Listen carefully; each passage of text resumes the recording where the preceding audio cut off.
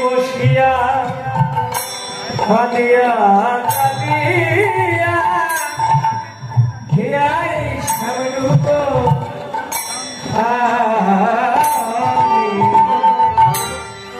রাধে বসে বসে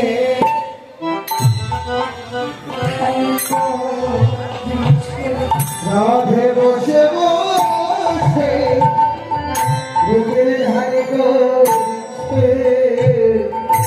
ওই না ভালোবাসা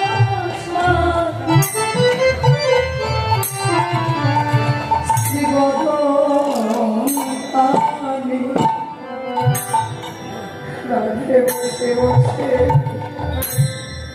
রূপের ধানে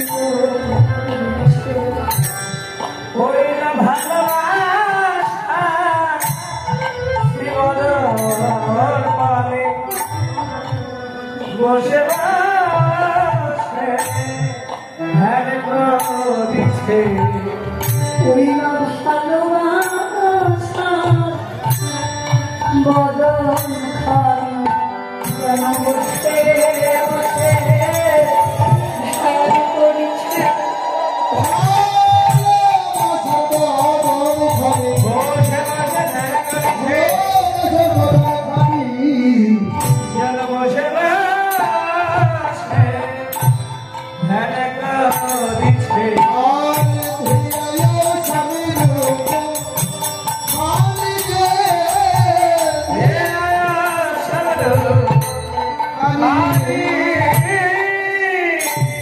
রাধা রানী বসে বসে সেই দেখা রূপের মানুষের ভালোবাসার বদল ভাবনা করছে।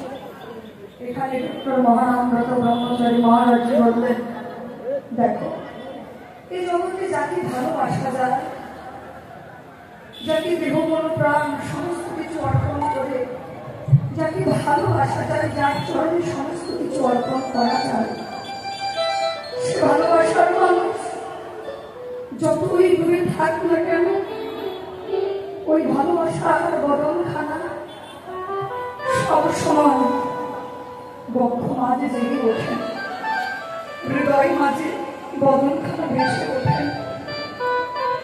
রাধারানী যে কথা বলবে, রাধারানী হারিয়ে ফেলেছে কথা বলবার বাক শক্তি। সমস্ত সখীরা এসে উপস্থিত, হেন কালের কথা আই ললিতা রাই দেখিবার করে।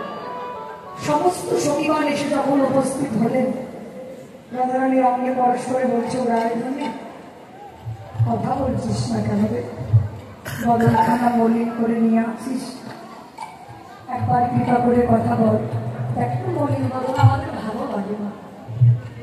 রাধারানী যে কথা বললেন তা তো আর সত্যি, কিন্তু সমস্ত সখীগণ যখন বারবার অঙ্গে পরস্পরে ডাকতে লাগে, ধ্যান ভঙ্গ হয়ে গেল, জ্ঞান ফিরে গেলেন, বাক শক্তি ফিরে গেলেন। সমস্ত সখীগণকে কেটে কেটে বলছে, দেখ আমি যমুনার কুলে গিয়ে এমন এক অপরূপ পরূপের মানুষকে দেখেছি, যেন তেন কোনো মূর্তি নয়, একেবারে ভালোবাসার মূর্তি, একেবারে বাসন করে গায়ে বিকলিত করা মূর্তি। রাধারানী কাজ বলছে,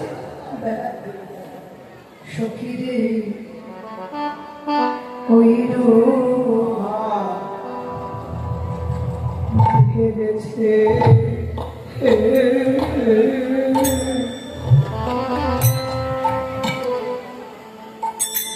বিনয়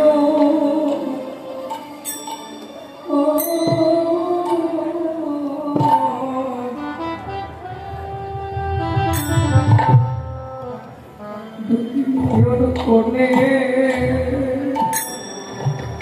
সখী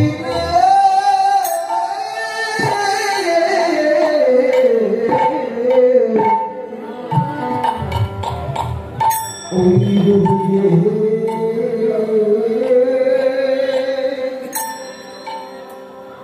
যে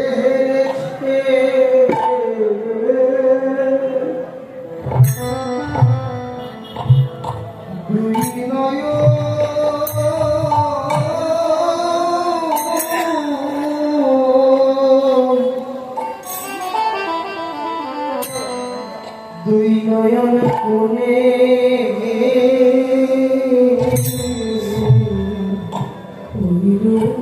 বলে আসে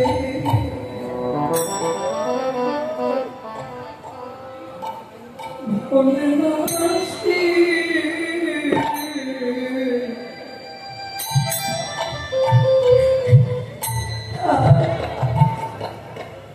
জীবনে ওই বন্ধু যে হেরেছে